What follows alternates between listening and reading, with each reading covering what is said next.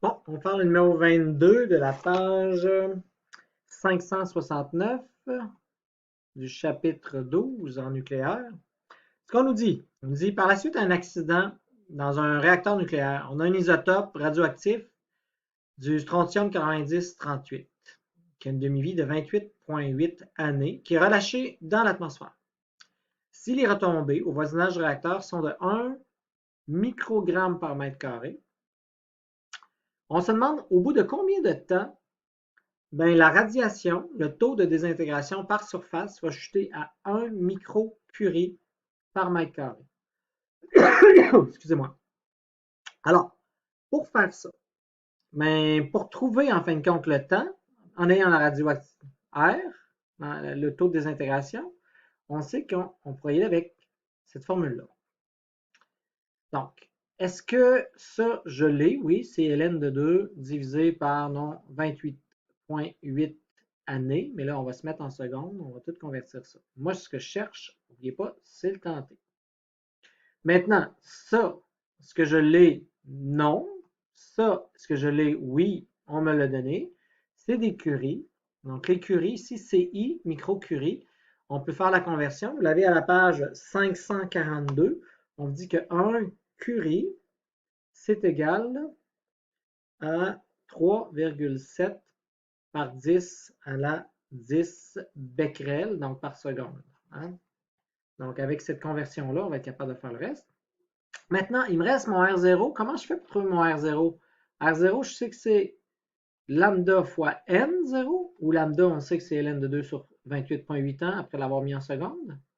Maintenant, le N0, qu'est-ce que c'est? C'est le nombre initial que j'ai. Le nombre initial, on me l'a donné, là, dans le fond, avec ça ici.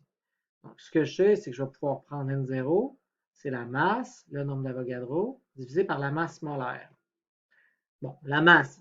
Oubliez les mètres carrés, parce qu'on a un taux ici par mètre carré, donc on met là, puis mettre là, mètre carré, ça va être égal. Donc, je n'ai pas besoin des mètres carrés, là. On a compris que c'était pour le faire de cette façon-là. Bon, maintenant, ce que je veux, j'ai 1 microgramme que je vais pouvoir mettre là-dedans. Le nombre d'Avogadro, ça va, mais j'ai besoin de la masse molaire de cet élément-là qui est du SR 9038. Comment je vais faire pour trouver la masse molaire de SR 9038? Je m'en vais dans mon annexe E. Là, en regardant dans mon annexe E,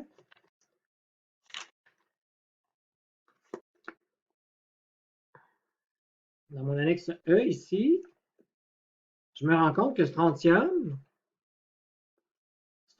ici, 90, je ne l'ai pas l'isotope 90. Qu'est-ce que je vais faire avec ça, là, dans le fond, là? Vu que je n'ai pas l'isotope, c'est quoi à peu près la masse molaire? Avez-vous remarqué la masse molaire est toujours à peu près égale à quoi? Hein? C'est tout le temps à peu près égal au nombre de masses, au nombre de masses, au nombre de masses, le nombre de protons plus neutrons, en fin de compte. Le 80, c'est environ 80, 119,9. 119, 118,9. C'est sûr que ce n'est pas exactement ça, la masse molaire, parce qu'on sait qu'il y a des liaisons, hein, à cause des protons et les neutrons, à cause de la force nucléaire, ça ne va pas donner exactement le nombre de masses. Là, ici, on ne me l'a pas donné, je ne l'ai pas, la masse, c'est pas nulle part, mais qu'est-ce que je fais? Je vais l'estimer à, vu qu'on a du strontium 90, à 90 grammes par mol, en fin de compte. Bon. Si je l'avais eu, j'aurais pris la bonne valeur avec toutes les décimales, mais là, je ne l'ai pas. Qu'est-ce que je vais faire? Puis là, l'abondance ici, l'abondance, je n'ai pas besoin de mettre l'abondance. On m'a déjà donné la concentration de ce qu'il y avait. Donc, je sais le nombre de grammes de tout ça. Je n'ai pas besoin de rajouter d'abondance. Je vais y aller de cette façon-là. Peut-être une chose à remarquer ici, là, le N qui est ici, ce n'est pas même N que dans l'autre formule. Hein? Donc, je sais que vous aviez un N dans cette formule-là ici. Là. Hein? Quand vous regardez le N qui se retrouve dans cette formule-là ici, là, le N qui est là, ça, c'est quoi? C'est le nombre de neutrons fois la masse de neutrons. C'est pas du tout le nombre N de nombre de noyaux, là. OK? Donc, trompez-vous pas avec ce N-là versus le N qu'on retrouve dans l'autre formule qui est ici. Ici, ça représente le nombre de noyaux radioactifs. Hein? Puis ici, c'est le taux de désintégration. Là, hein? Donc, c'est le nombre de noyaux en train de se désintégrer. Bon, maintenant qu'on a vu ça, alors on peut mettre les chiffres puis arriver à résoudre ça.